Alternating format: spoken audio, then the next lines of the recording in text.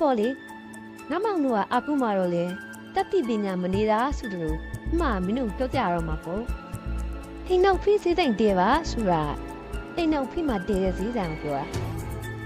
တနီးမောင်စုရောင်းဝယ်တာကိုပြောတာပဲဒါတော့ဈေးကြောက်ဝယ်လည်းနဲ့မမမင်းတို့ချစ်ပြီးမယ်ကျန်တာကတော့မင်းတို့ကမင်းတို့ဖြစ်မြောင်မိရှာထူတာကြပေါ့တရွာချီစားဆိုတာကတော့မင်းတို့သိရမလားစီဝိုင်းဆိုရက်မနေဘူးလေမင်းလည်းပတ်နေမင်းတူးချဲ့နေရမယ်ဒါတော့ဒီရွာအလိုက်မြို့နယ်လိုက်ရက်ကွက်လိုက်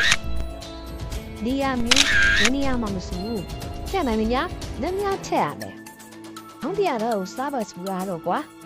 ပစ္စည်းတစ်မျိုးလည်းဝယ်မင်းတို့ခန့်လို့မရဘူးရှိတဲ့ပစ္စည်းကိုကုန်ခက်ရမယ်ဈေးကွက်တန်းမှာကြားနေချီရဲ့ပစ္စည်းမင်းတို့အဲ့ဒါကြီးချမ်းပြောရတယ်